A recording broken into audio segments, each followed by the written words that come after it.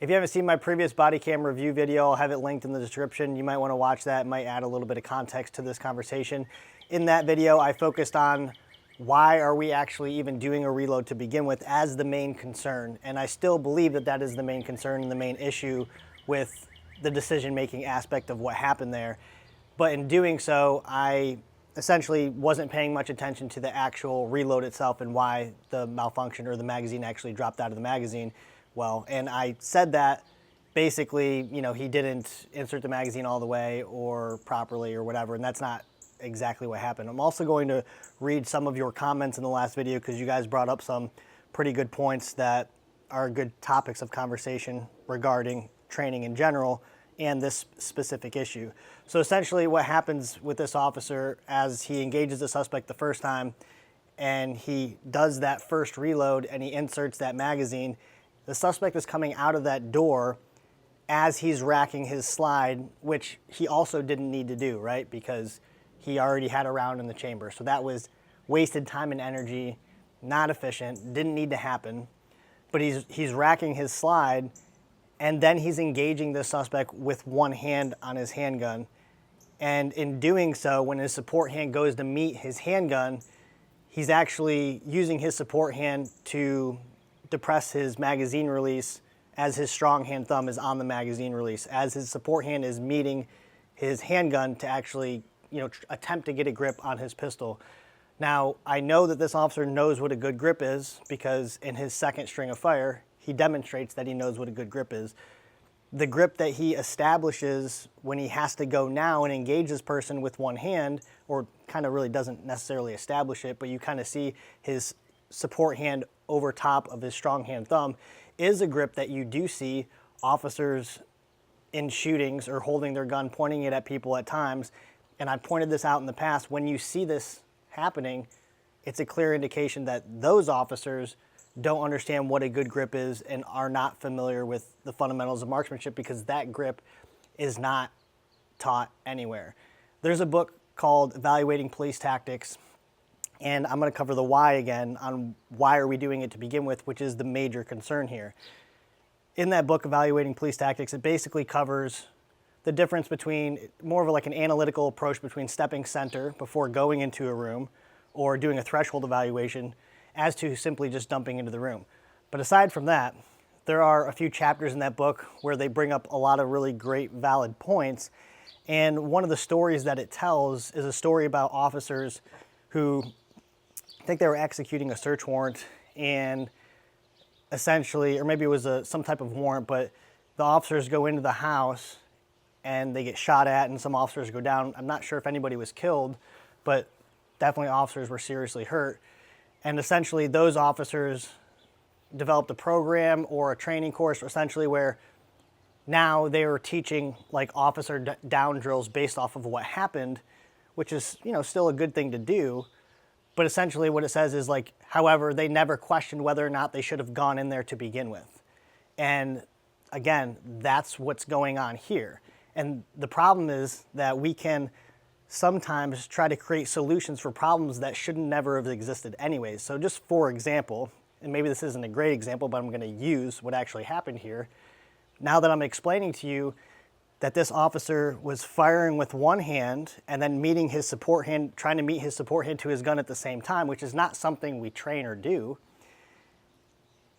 People might look at that and go, oh, well, now we need to practice that because this could be a possible thing that you have to do. When in reality, it should have been completely avoided to begin with.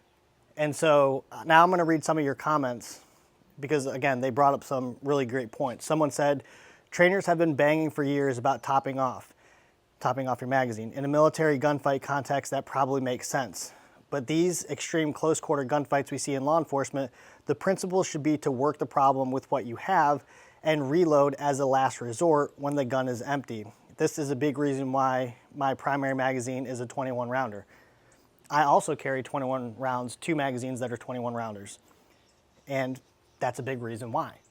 I can shoot more if I need to and not actually have to do a reload because again, just the simple fact of you doing a reload could induce a malfunction or a problem that you don't need to be dealing with.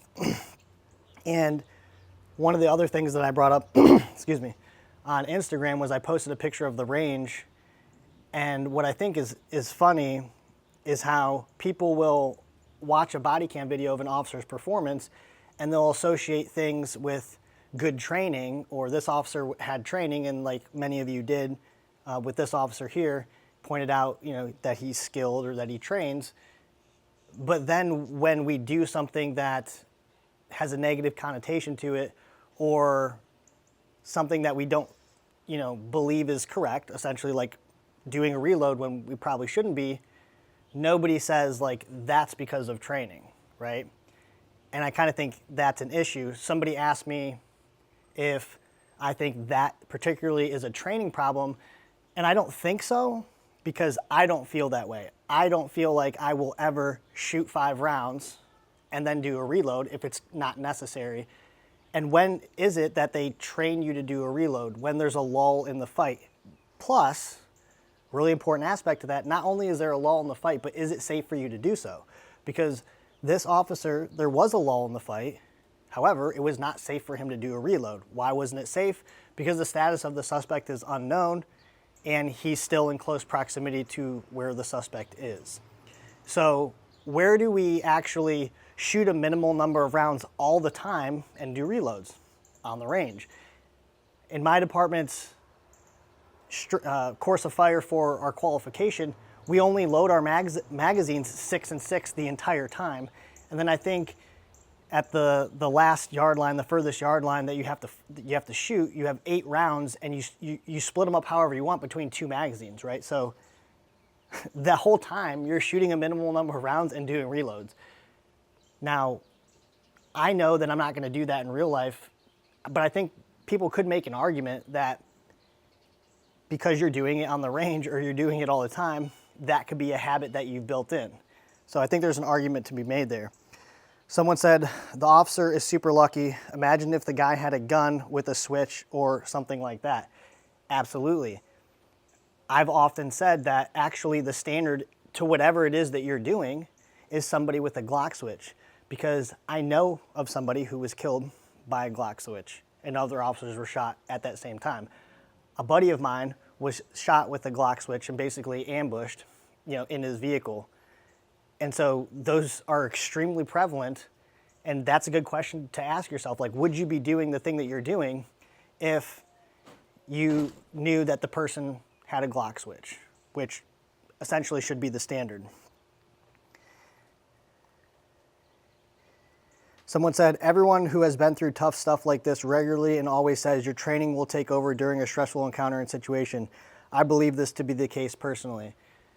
Again, I believe this to be true, and actually I found this to be true in my own shooting that I was in, where I could only attest what I did to the work that I put in before it happened. And actually, afterwards, I went to the range to try to replicate what I did in real life, and I found the range to be harder for whatever reason. But again, if you're going to fall back on your training during stressful situations and stressful encounters, we can identify the good stuff that we're doing and maybe say that that's from training. But what do we do about the things that are negative that we see? Do we associate that with training? Not usually. Usually people say, oh, it's because not enough training, right? And so I think that those are things that we should consider. If you haven't seen that video, again, the link will be in the description. If you're not subscribed to the channel, it would be cool if you were. And don't forget to feed the algorithm down below.